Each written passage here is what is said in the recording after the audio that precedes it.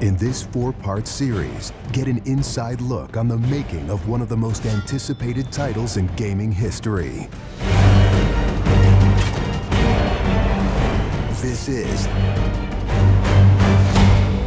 Inside Assassinins Creed III.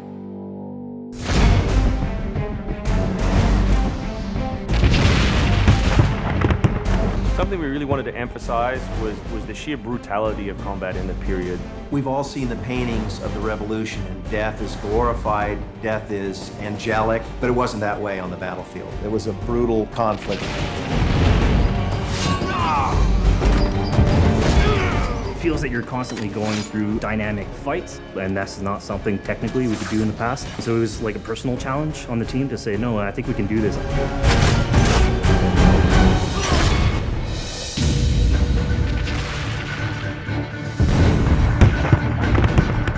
These armies are filled with different types of weapons. So, you have everything from muskets, you have grenadiers, you have guys with boarding axes. Being shot by a musket would be an awfully painful way to go. The caliber size of the ball was at least 3 or 4 times as large as anything that any modern military is using today. After the muskets were discharged, they would charge with their bayonets. What basically is a giant spear, and he has every intention of running that through you. They would shoot and then they would march, and that hand-to-hand combat was really brutal. And whether it's people using a bayonet affixed on the end of a musket, a small hatchet, this is a kind of killing that is very mano a mano.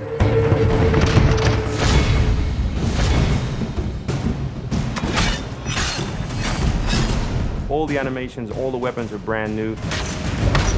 It was interesting to start on a new style of fighting that is much more close and aggressive.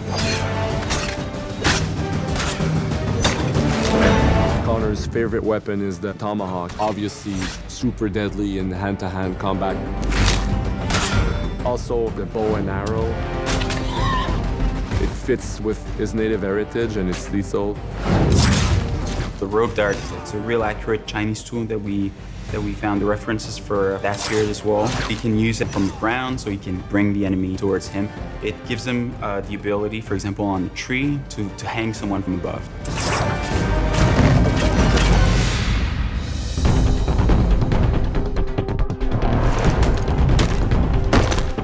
In Assassin's Creed III, the one thing that we decided to do is to revamp the fight system from scratch.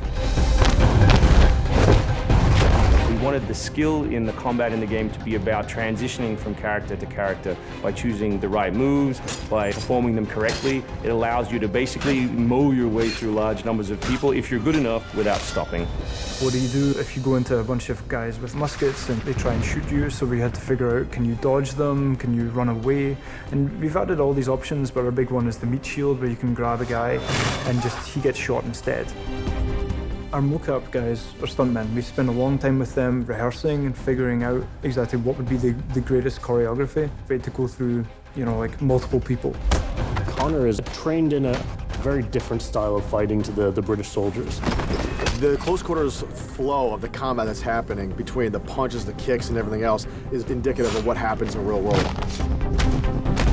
I'm very impressed by the moves that they do. It's cool to see push kicks and axe kicks and different sort of takedowns that are done correctly and very believable when they're done. We're hand right, punch to the face, boom, to the throat, to the groin, finish with boom. This is something new for us that we're really proud of. It's fast, it's fluid, and you go through these guys like butter.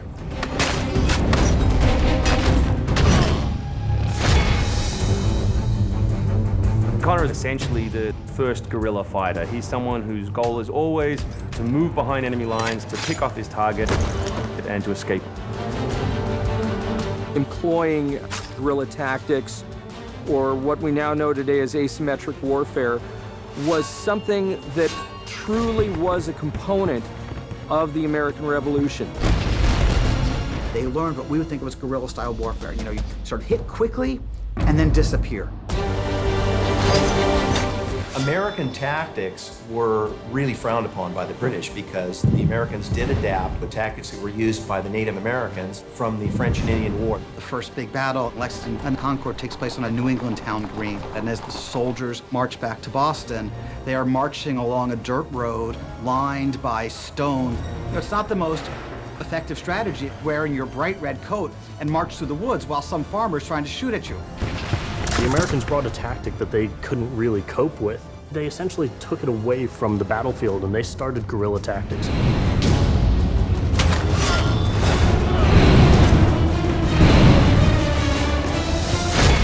Next time on Inside Assassin's Creed III, the hero behind the war. Connor is the hero of the American Revolution. He's a bit more like Dirty Harry. Connor is the current-day Special Forces soldier. Silent, stealthy. He's fighting for freedom and he's fighting against tyranny.